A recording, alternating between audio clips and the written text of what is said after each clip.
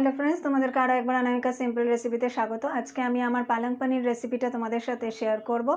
তোমরা অবশ্যই শেষ অবধি থেকো আর আমার চ্যানেলটা সাবস্ক্রাইব করে দিও, বেল আইকনটা প্রেস করতে ভুলো না। তাহলে চলো পালং পনিরটা শুরু করা যাক। পালং পনির করতে আমি এখানে 2 আঁটি পালং শাক ভালোভাবে কেটে ধুয়ে জল ঝরিয়ে রেখেছি।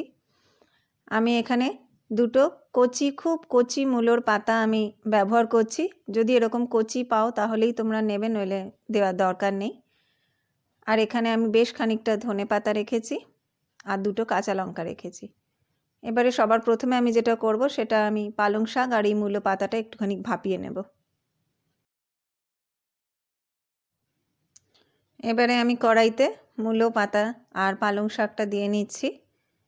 আমি কোনো জল ব্যবহার করব না, সামান্য নুন দিয়ে আমি ঢাকা দিয়ে দেবো, শাকের থেকেই জল উঠবে।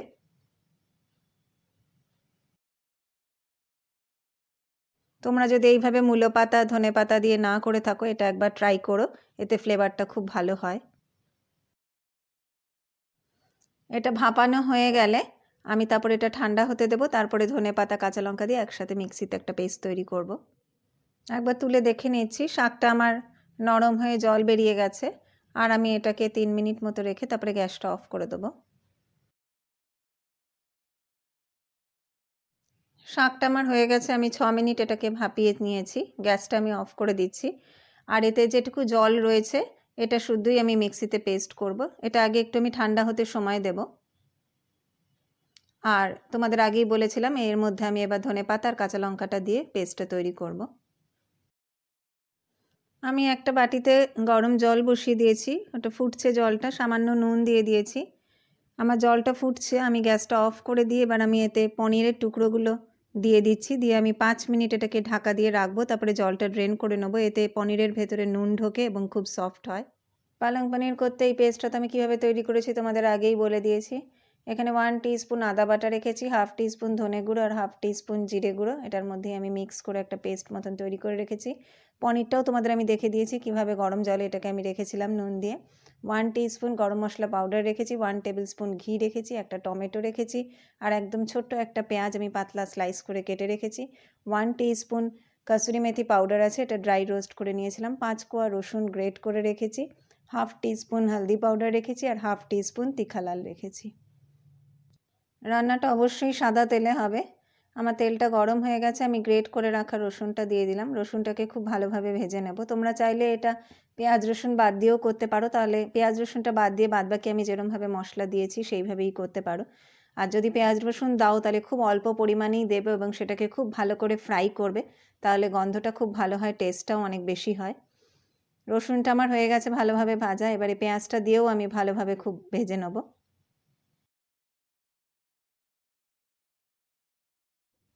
পেঁয়াজ আর রসুনটা আমার খুব ভালোভাবে ভাজা হয়ে গেছে। এবার আমি টমেটোটা দিয়ে দিচ্ছি।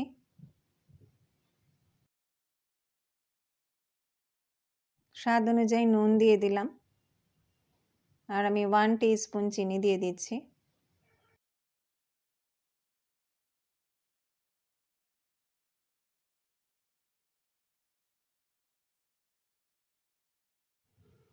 এবার আমি আদা বাটা ধনে জিরে গুঁড়োর পেস্টটা দিয়ে দিচ্ছি, গুঁড়ো মশলাটা দিয়ে দিলাম।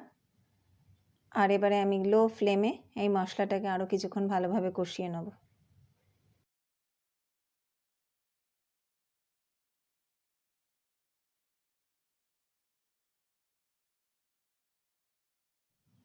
মশলাটা আমার কষানো হয়ে গেছে, মশলাটা থেকে তেল ছেড়ে দিয়েছে। এবারে আমি পালং শাকের পেস্টটা দিয়ে দেবো, দিয়ে এটাও মশলার সাথে খুব ভালোভাবে কষিয়ে নেব।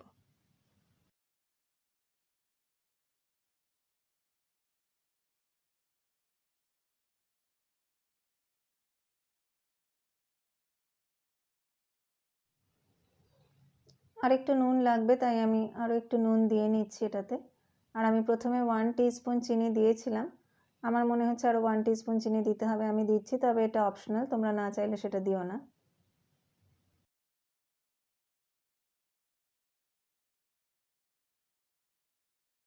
পাঁচ মিনিট হলো আমি মশলাটার সাথে পালং শাকটাকে কষাচ্ছি। আমি আরও 5 মিনিট মিডিয়াম ফ্লেমে এটাকে এইভাবে কষিয়ে নেব।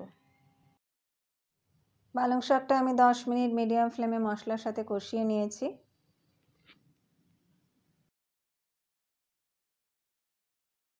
এবার আমি পনিরটা দিয়ে আরও 2-3 মিনিট এটাকে রাখবো।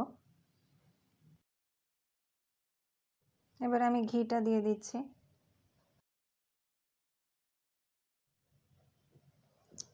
এবার আমি কাসুরি মেথি পাউডারটা দিয়ে দিচ্ছি।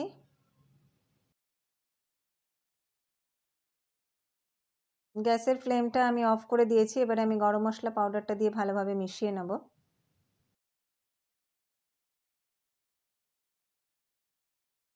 এবার আমি ঢাকা দিয়ে 2 মিনিট পর সার্ভ করব। নান, পরোটা বা রুটির সাথে এই পালং পনির খুব ভালো লাগে।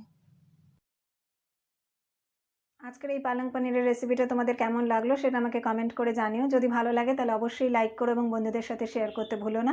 সবাই খুব ভালো থেকো, সাবধানে থেকো। নমস্কার।